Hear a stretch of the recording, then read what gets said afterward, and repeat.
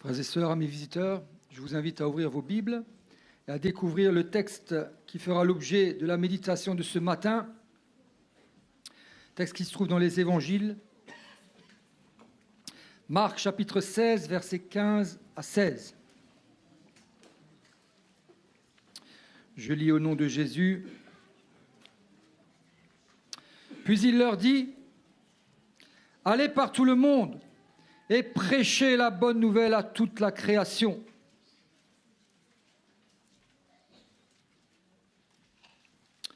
Celui qui croira et qui sera baptisé sera sauvé. » Amen.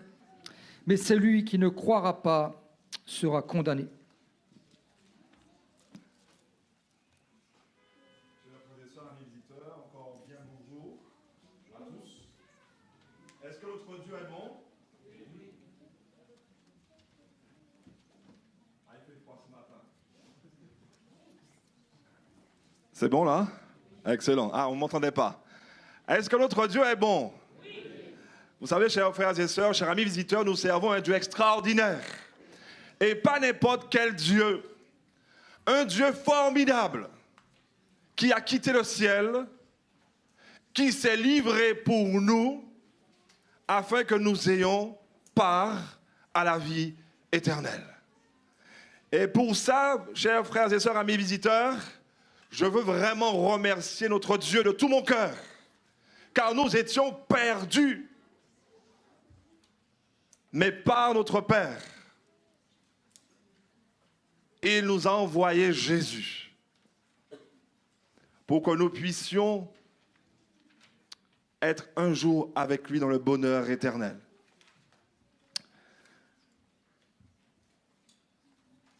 Marc nous rappelle et nous rapporte quelques paroles de Jésus lui-même.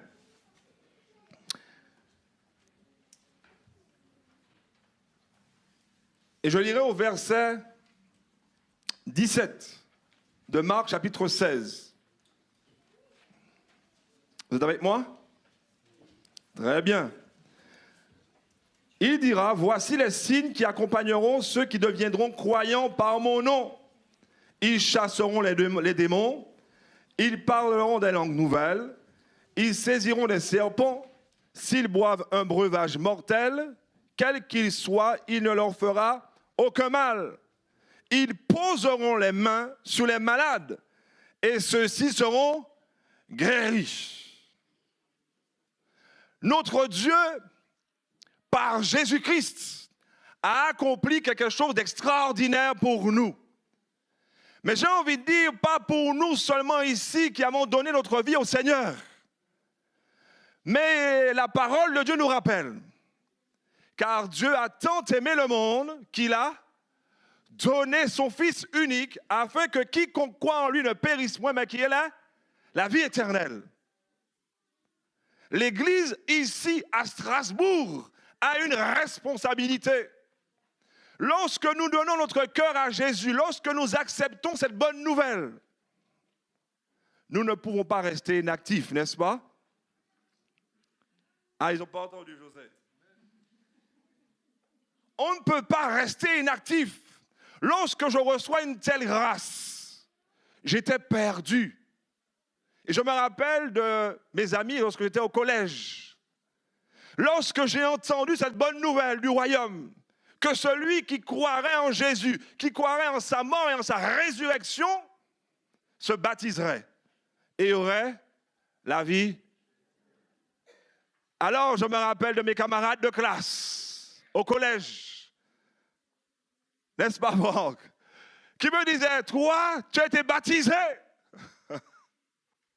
Toi, tu es baptisé. Je ne te donne pas 3 mois pour quitter l'église. Et voilà 24 ans que je suis encore à l'église, par la grâce de Dieu. Parce que oui, le baptême est aussi une marche dans laquelle je reste connecté à Jésus, la source de la vie. N'est-ce pas que quand je me baptise, je deviens une même plante avec le Seigneur? Et que la mort éternelle n'a plus de pouvoir sur moi? Oh, quelle grâce, chers frères et sœurs! Ah, vous n'avez pas entendu. Amen. Oh, quelle grâce, chers jeunes. Aujourd'hui, il y a des gens qui sont désespérés. Ici, à Strasbourg, dans cette ville, il y a des gens qui n'ont plus d'espoir, qui sont découragés par la vie. Mais ce matin, le Seigneur nous rappelle que quiconque entendra cette bonne nouvelle, croira, se fera baptiser et aura une espérance. Alors oui, les disciples pensaient que le salut n'était qu'encore pour les Juifs et avaient encore du mal à sortir de Jérusalem. Et rappelez-vous, Jésus leur a dit, vous recevrez une puissance, le Saint-Esprit venant sur vous. Et vous serez mes témoins où? À Jérusalem, Judée, Samarie et jusqu'aux extrémités du monde. Mais les disciples étaient encore cloués après la descente de l'Esprit Saint sur eux à la Pentecôte. Ils avaient encore du mal à aller prêcher aux autres la bonne nouvelle. Parce que le rôle de l'Église, ce n'est pas seulement de prêcher des doctrines. Le rôle de l'Église, ce n'est pas seulement de raconter des prophéties. Oui, bien sûr, nous sommes là pour ça. Mais le rôle de l'Église, le rôle premier de l'Église, est de prêcher la bonne nouvelle. Tout simplement. Mais on a l'impression que c'est encore trop simple. Oh, prêcher la bonne nouvelle, tout le monde connaît la bonne nouvelle. Ce n'est pas forcément vrai, mes amis. Il y a encore des hommes et des femmes qui naissent, qui grandissent et qui ne connaissent pas la bonne nouvelle. Nous avons cette responsabilité de prêcher la bonne nouvelle. Et certains me disent, mais il y a 2000 ans que Jésus a dit ça. Ce n'est plus d'actualité. Matthieu 24, verset 14 nous rappelle quoi? Cette bonne nouvelle du royaume sera prêchée dans le monde entier pour servir de témoignage. Alors viendra la fin. Ce qui veut dire quoi? Doit-on arrêter de prêcher la bonne nouvelle? Doit-on arrêter de dire aux hommes et aux femmes qu'il y a un sauveur qui est mort pour eux? Non. Chers membres d'église, chers frères et sœurs de Strasbourg, il faut que nous soyons encore motivés. Parce que l'ordre de Jésus est encore d'actualité. Est-ce que l'ordre de Jésus est périmé? Et quelquefois, nous sommes paralysés encore à l'église pour aller prêcher cette bonne nouvelle.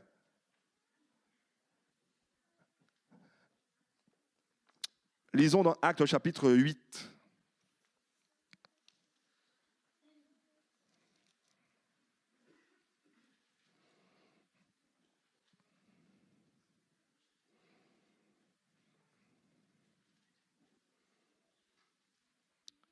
Actes chapitre 8. Et nous entrons au cœur du message. Nous avons un Seigneur qui nous aime. Oui, chers frères et sœurs, chers jeunes, nous avons notre Seigneur qui nous aime et qui souhaite vraiment nous voir tous avec lui pour l'éternité. Mais nous avons aussi une responsabilité, une grande responsabilité.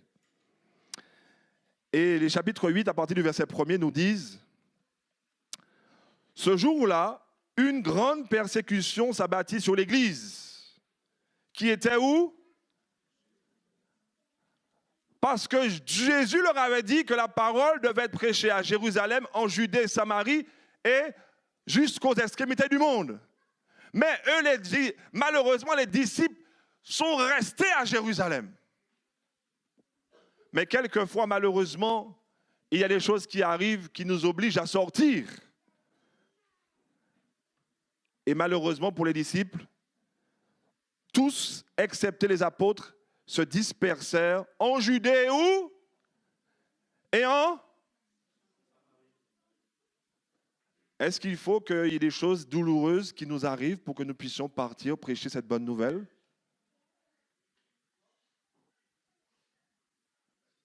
Non.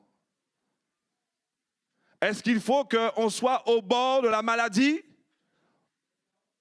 Je me rappelle de ce membre d'église qui disait, mais maintenant, Seigneur, je suis prêt maintenant à aller de l'avant. Guéris-moi maintenant, je vais aller prêcher la bonne nouvelle. Il faut attendre d'être malade. Il faut attendre d'apprécier la vie. Il faut attendre d'être arrivé au bout pour dire, mais Seigneur, je vais prêcher la bonne nouvelle.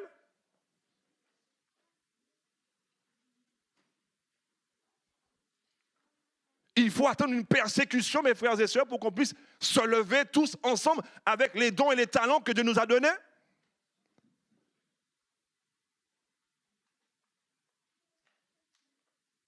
Où sommes-nous motivés pour continuer à prêcher ce message, cette bonne nouvelle? Sommes-nous motivés ce matin, chers frères et sœurs, chers jeunes? La question est posée. Oui, mon cher, je suis content que tu le dises. Sommes-nous motivés pour le Seigneur? Croyons-nous vraiment qu'il revient?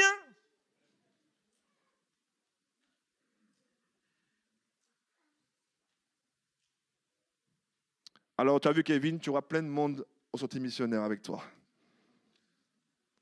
Ah, je ne vous ai pas piégé, non? Ah, je vous ai piégé? Ah, c'était pas un piège, hein? Mais oui, dire une chose, c'est quelque chose. Mais dire et faire, c'est autre chose. Et notre plus grand désir ici à l'église de Strasbourg, c'est que nous nous mobilisions pour prêcher cette bonne nouvelle. Il y a des départements qui se donnent, qui se mobilisent. Dites-leur que je suis disponible. Je me rappelle quand j'étais jeune, j'avais peut-être 17 ans. Et j'allais voir le responsable du ministère personnel. Et je lui disais, dis-moi, il n'y a pas quelque chose que je peux faire pour toi? Coller une affiche, dis-moi, je suis disponible, je peux faire quelque chose pour toi. Il doit avoir cette flamme, chers frères et sœurs. Où est passé notre zèle? Où est passé notre premier amour? Lorsque nous sommes passés dans ces eaux du baptême, nous nous sommes engagés avec le Seigneur. Où est passée cette flamme? Où nous restons dans l'église, des fois dans quelques querelles. Est-ce que c'est ça que Dieu nous a appelés? À cela que Dieu nous a appelés? Ou nous nous levons comme un seul homme pour prêcher cette bonne nouvelle? Alors, mais les hommes pieux ensevelirent Étienne et firent sur lui de grandes lamentations. Saul lui ravagea l'église. Il pénétrait dans les maisons, on arrachait hommes et femmes et il les faisait jeter en prison. Là où il passait, ceux qui avaient été dispersés annonçaient la parole. Mais quelle parole, chers frères et sœurs? Quelle parole il prêchait? Des fois, on pense que c'est les 2300 soirs et matins. Ah ben non! Qu'est-ce qu'il prêchait? Oui, la parole de Dieu, mais quoi plus précisément? Qu'est-ce qu'il prêchait? Le salut, la bonne nouvelle de Jésus-Christ. Celui qui croira, se fera baptiser, sera sauvé. C'est ce qu'il prêchait. C'est ce que nous devons encore prêcher, mes amis. Ben oui, on a l'air ringard quand on prêche ça. Ça fait 2000 ans que Jésus a dit ça. Mais Jésus a dit quoi? Même si certains vous trouvent ringard, prêchez cette bonne nouvelle. Jusqu'à quand? Jusqu'à? Ah, je vous ai perdu. Ah là là. Oh là là, je ne me sens pas encouragé ce matin. Jusqu'à son retour.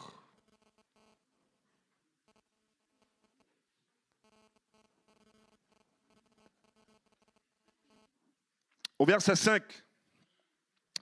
Philippe qui était descendu dans la ville de Samarie, puisque Jésus avait dit que la parole allait être prêchée à Jérusalem, Judée et Samarie.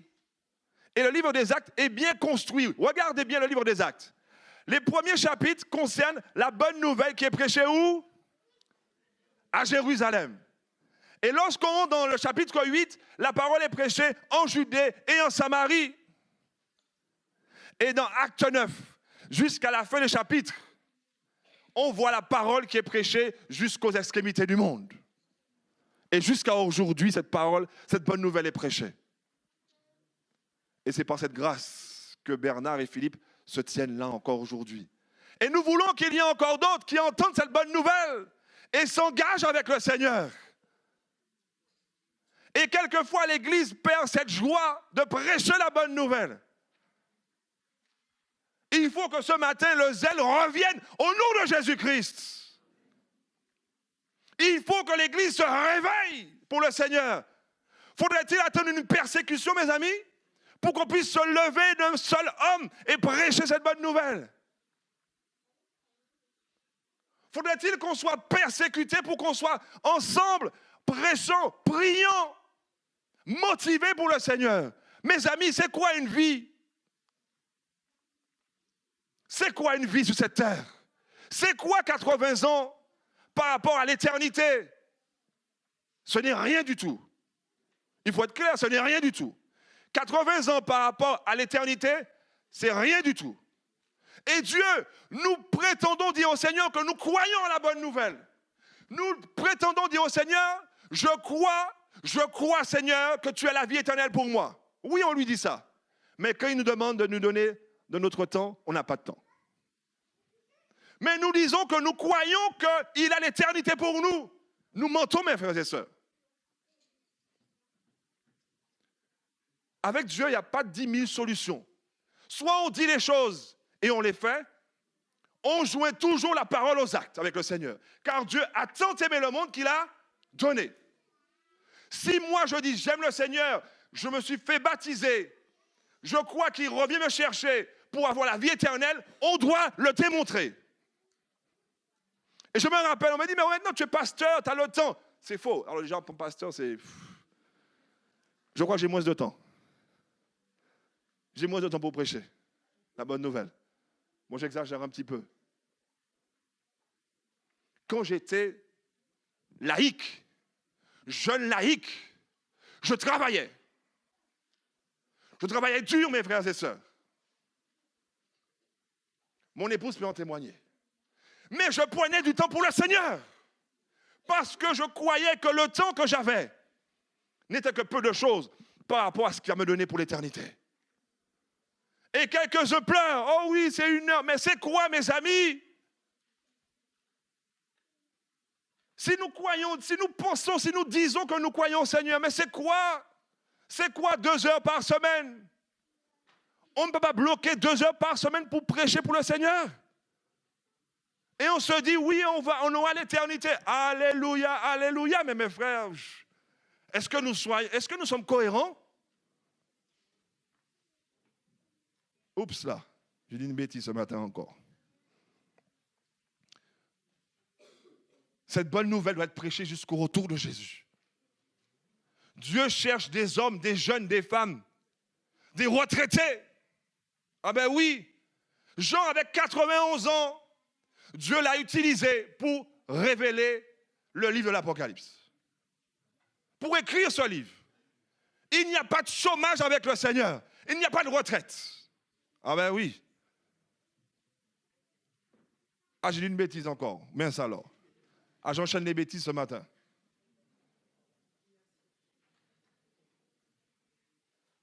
Où est notre flamme ici à Strasbourg?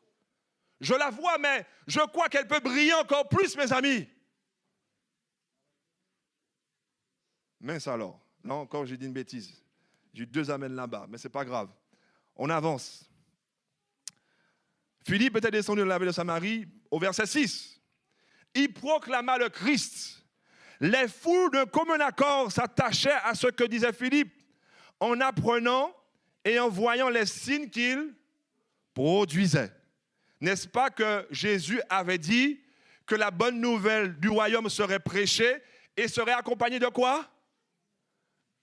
Mince alors, j'ai perdu mon assemblée. Ah, merci. Ah, mon frère. Ah, merci beaucoup. Oh là là. Merci. Il y a des frères et sœurs qui m'encouragent. Au verset 7. Car des esprits impurs sortaient de beaucoup en poussant de grands cris, et beaucoup de paralytiques et d'infirmes furent guéris. Il y eut une grande joie dans cette ville de Samarie. Un nommé Simon, qui se trouvait déjà auparavant dans la ville, y exerçait la magie. Il stupéfiait le peuple de Samarie et se disait quelqu'un de grand. Mes chers amis, chers frères et sœurs, dans le monde où nous vivons, il y a des gens qui sont égarés par le diable. Nous avons une mission. Il y a des gens que le diable égare. Où sont les disciples du Seigneur ici à Strasbourg? Où sont-ils? Eh bien, qu'il faut qu'ils sortent. Parce que s'ils restent à Jérusalem, ils ne vont pas pouvoir aller à Samarie. Il faut sortir, mes amis. Il faut que l'Église sorte au nom de Jésus-Christ.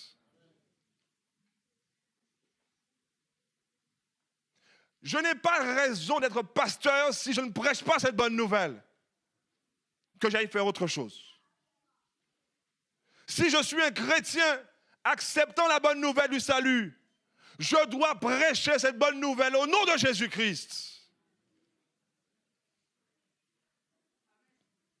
Amen.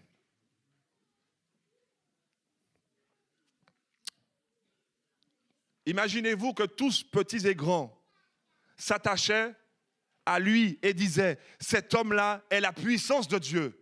Il y a des gens qui utilisent des choses et qui se font passer pour des serviteurs de Dieu. Dieu a ses enfants ici à Strasbourg qu'il veut envoyer pour révéler au monde cette bonne nouvelle. Où sommes-nous? Sommes-nous pris par des histoires tout autres que la bonne nouvelle? Ah, Kevin, tu as du monde à ce missionnaire. Amen. Alors on est au verset 11. Ils s'attachaient à lui parce qu'il avait longtemps stupéfié par sa magie. Mais quand ils eurent cru Philippe, qui leur annonçait quoi, mes amis?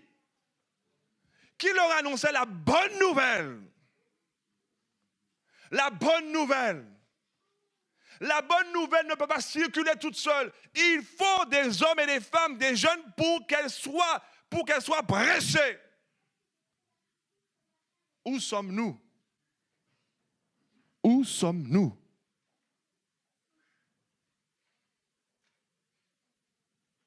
À Jérusalem? Ben oui, il faut prêcher à son travail. Ah ben oui, à Jérusalem, c'est chez moi. Bien sûr, chez moi, je dois prêcher. Mais Jésus dit, dans la Judée, ça veut dire qu'il faudra sortir de Jérusalem, sortir de chez moi pour aller prêcher.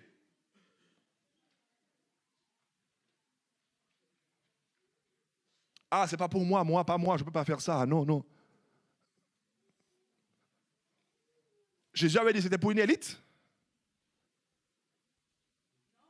Mais non!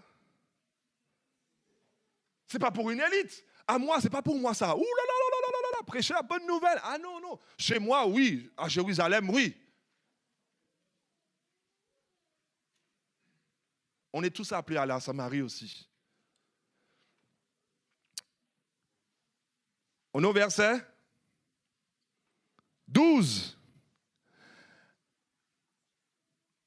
Mais quand ils eurent cru Philippe qui leur annonçait la bonne nouvelle du règne de Dieu et du nom de Jésus-Christ, ils reçurent quoi? Le baptême. Ce n'est pas accessoire. Certains pensent que c'est accessoire. Ce n'est pas accessoire. La bonne nouvelle dit, et Paul dira dans Romains 10, heureux ceux qui obéiront à la bonne nouvelle. La bonne nouvelle est un ordre. La bonne nouvelle est un ordre. Si tu crois, tu te baptises et tu marches dans l'amour du Seigneur. Et connecté au sceptre, tout serment qui ne reste pas connecté au sceptre meurt. et ne porte pas de fruits. Ça veut dire que lorsque je suis baptisé, je ne peux pas me dire je suis baptisé, bon, c'est bon, je suis baptisé. Jésus dit, tu seras sauvé, tu marches. Parce que quand tu es baptisé, tu es connecté au Christ. Tu deviens une seule chair, une même plante avec Jésus-Christ. Mais dans tes choix, dans ta vie de tous les jours, il faut rester connecté à Jésus-Christ. Et quand je suis connecté à Jésus-Christ, chers jeunes, j'ai envie de partager cette bonne nouvelle. Si elle m'a fait du bien, je la partage.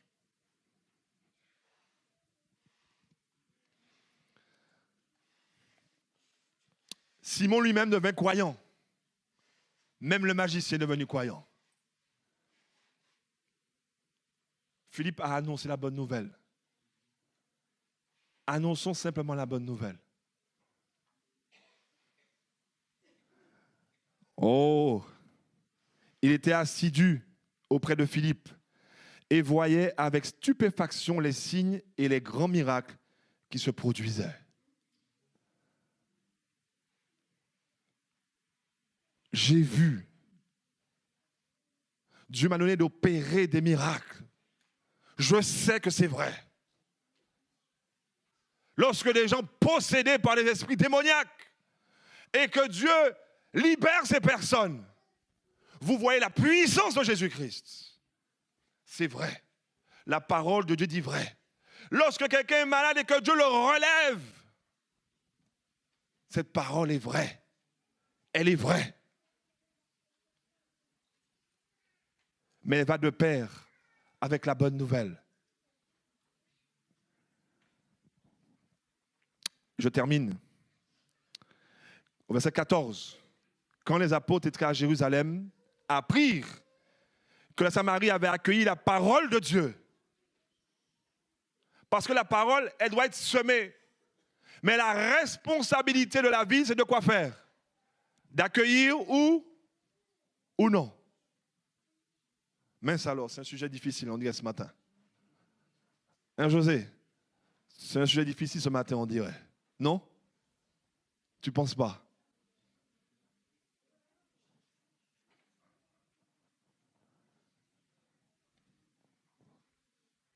Ce n'est pas à nous d'obliger les gens à accepter la bonne nouvelle. Et certains me disent, mais pasteur, mais quand on y va, on ne nous accueille pas. Ah ben heureusement. Ça montre que Dieu est bon et qu'il n'oblige personne. Mais comme les gens n'ont pas accueilli, non, moi j'y vais plus. Mais c'est une excuse. C'est une excuse, mes amis.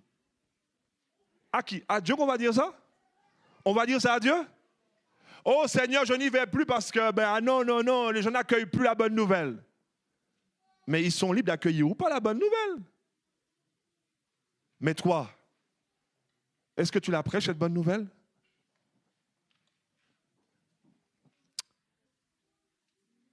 Au verset 15, ils leur envoyèrent Pierre et Jean.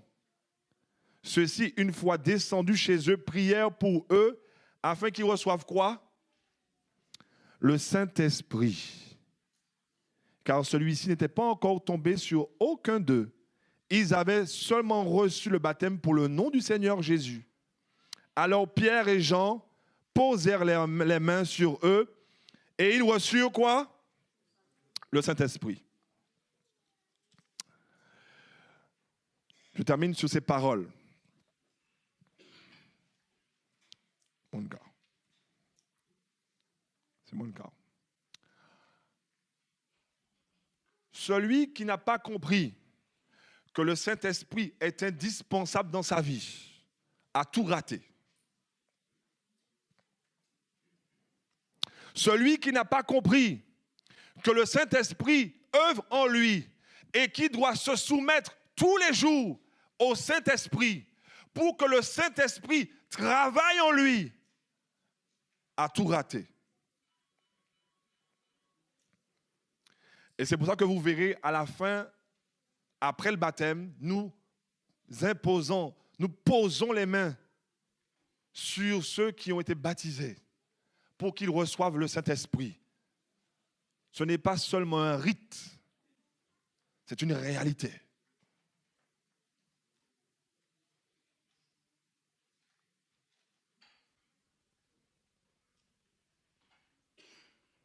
Aujourd'hui, combien de chrétiens oublient de laisser le Saint-Esprit travailler dans leur vie?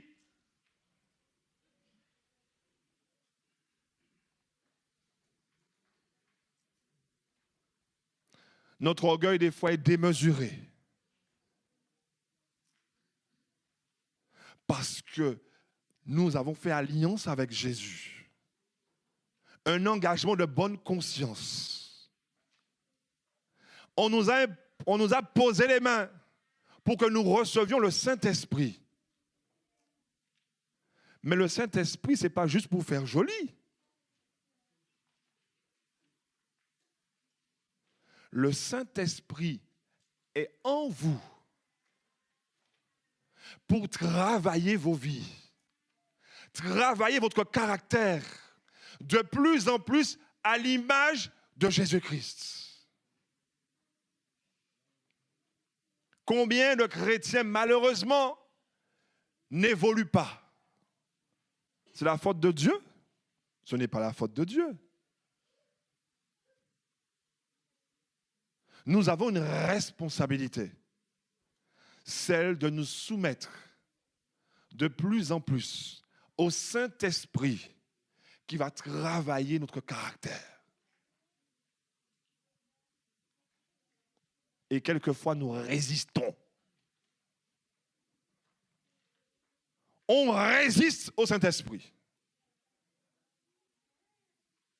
Il te dit change. Accepte le changement. Et puis des fois, on résiste. La Bible nous rappelle, l'Esprit de Dieu ne se battra pas indéfiniment avec l'homme. Ça veut dire que lorsqu'on a pris le baptême, c'est de notre responsabilité à chacun de laisser le Saint-Esprit travailler notre caractère. Et ce matin, c'est l'occasion aussi pour chacun d'entre nous de laisser le Saint-Esprit travailler notre caractère. Et je le dis, si nous voulons voir le Seigneur.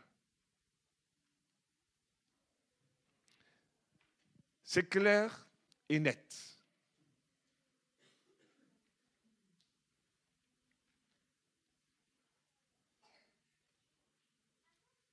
On est baptisé. On est connecté. Mais quand le vrai travail doit commencer, on résiste. Et le Saint-Esprit te dit, là, change ça. Abandonne ça. Le reste, je m'en occupe. Mais des fois, on veut garder ça là. On veut garder, c'est chez moi. Mais non, tu n'es pas chez toi. Tu ne t'appartiens plus maintenant. Tu appartiens à qui? À Christ. Nous devons grandir. On doit laisser le Saint-Esprit travailler nos vies.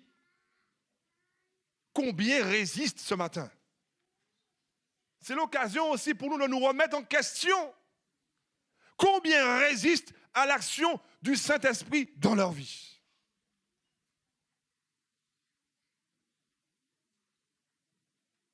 Ah mais non, si je fais ça, on va me considérer comme un petit garçon.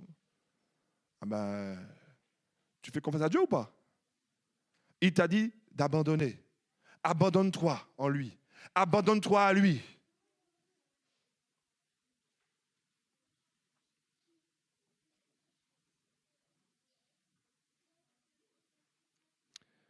Ce matin, la question nous est vraiment posée.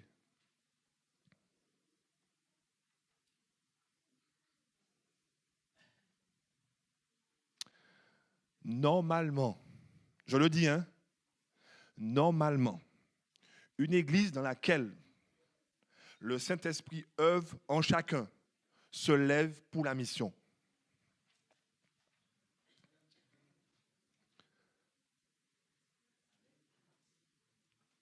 Mes frères et sœurs, ne nous leurrons pas. Il ne faut pas qu'on se leurre. Et moi, en tant que pasteur, je ne vais pas faire vous leurrer. ni moi-même me leurrer. Il faut être sérieux dans les affaires du Seigneur. Non, il faut être sérieux. Dieu quitte le ciel. Jésus quitte le ciel, mes amis. Il n'a pas senti comme une proie à arracher d'être égal à Dieu.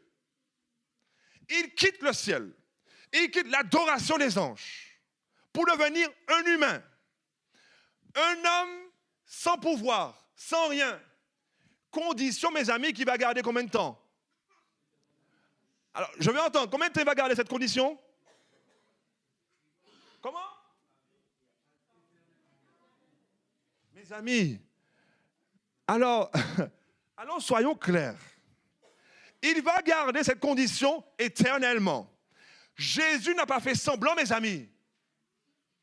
Parce que certains pensent que Jésus, il s'est dépouillé de sa divinité. Il est descendu sur la terre. Et quand il a fini de jouer, j'exagère, hein, de faire semblant, d'être comme un homme, non, hop, il est remonté au ciel, il est redevenu Dieu. Ah ben oui, c'est facile. Mes amis, Jésus a laissé sa condition d'être égal à Dieu. Il s'est dépouillé pour l'éternité. Ça doit nous faire réfléchir ce matin. Il gardera les marques de ses clous sur ses mains pour l'éternité. Pour te sauver. Alors vous pensez que quand il envoie le Saint-Esprit, c'est pour qu'il l'œuvre en nous pour que nous soyons là tranquillement? C'est pour que nous nous levions aussi pour aller prêcher cette bonne nouvelle aux autres. Et normalement, quand le Saint-Esprit œuvre dans l'Église, l'Église se réveille et prêche cette bonne nouvelle au nom de Jésus-Christ. Vous pensez que Dieu a fait tout ça? Et puis des fois, nous, on ne veut même pas laisser quelque chose. Ah, ça, non, si je laisse ça, non, ça va être trop. Ayez en vous les sentiments qui étaient où? En Jésus-Christ, qui n'a pas senti comme une poire arrachée d'être égal à Dieu. Et nous disons que, mais non, moi, non, si je quitte ça, oh là là, non. Ah, je suis président de la République, hein, si je laisse mon siège de président de la République, ah non, ce sera trop. Mais Dieu était plus qu'un président de la République. Il était le maître de l'univers. Il est le maître de l'univers. Et puis nous, on dit, ah ouais, tranquille, non. Non, le Saint-Esprit qui œuvre en vous, vous fait vous lever. Et crée en vous une flamme qui vous donne toujours envie de partager la bonne nouvelle. C'est ça la vérité. Plaise à Dieu de nous bénir dans ce sens. Parce que malheureusement, il y en aura comme Simon. Au verset 18, lorsque Simon vit que l'Esprit était donné par l'imposition des mains des apôtres, il leur apporta de l'argent. Simon qui était baptisé. Est-ce que vous me suivez? Simon est baptisé. Ceux qui pensent que le baptême, c'est la porte au salut éternel. Ah oui, c'est une porte, c'est un chemin. Simon baptisé. Il dit, donnez-moi cette autorité que celui à qui j'imposerai les mains reçoive l'Esprit Saint. Il vient que de l'argent. Voici ce que les apôtres vont lui répondre. Mais Pierre lui dit, que ton argent se perde avec toi, puisque tu as pensé acquérir le don de Dieu à prix d'argent. Il n'y a pour toi ni part, ni lot dans cette affaire, car ton cœur n'est pas droit devant Dieu. Chaque jour, mes chers frères et sœurs, chers candidats maintenant au baptême, appliquez votre cœur à rechercher la volonté de Dieu pour vous sur cette terre. Et je peux vous dire qu'elle est claire dans sa parole, sa volonté. Oui, il y aura des avocats sur cette terre. Oui, il faut qu'on travaille. Mais on ne doit pas négliger de prêcher la bonne nouvelle. Lui, Dieu, était plus qu'un avocat. Il était le maître de l'univers. Il était le maître de l'univers. Et il est descendu prêcher la bonne nouvelle. Et mourir pour la bonne nouvelle. Il était la bonne nouvelle. Alors, il va lui dire, au verset 22, reviens donc de ta pensée mauvaise. Il y a toujours un espoir avec Dieu. Et prie le Seigneur pour que l'intention de ton cœur te soit pardonnée, si cela est possible. Car je vois que tu es en proie à l'amertume du fiel et au lien de l'injustice. Simon lui répondit, priez vous-même le Seigneur pour moi, afin qu'il ne m'arrive rien de ce que vous avez dit. Et ce que j'aime encore plus, c'est la fin de ce récit. Après avoir rendu témoignage et dit la parole du Seigneur, ils retournèrent à Jérusalem en annonçant la bonne nouvelle dans de nombreux villages des Samaritains. Ils n'abandonnent pas. On prêche, on prêche, on doit prêcher. On ne doit pas s'arrêter de prêcher. On doit prêcher, on doit annoncer la bonne nouvelle. Il doit y avoir des hommes et des femmes qui se donnent au Seigneur, qui se baptisent pour la gloire de Dieu, pour la gloire de son royaume. Mais la route, l'aventure n'est pas finie. Il faut marcher dans l'amour de Dieu, avec l'Esprit de Dieu, pour qu'ils vous conduisent toujours à bon port et gardent en vous toujours le zèle de l'Évangile, prêchant aux autres aussi cette bonne nouvelle. Au nom de Jésus-Christ. Amen.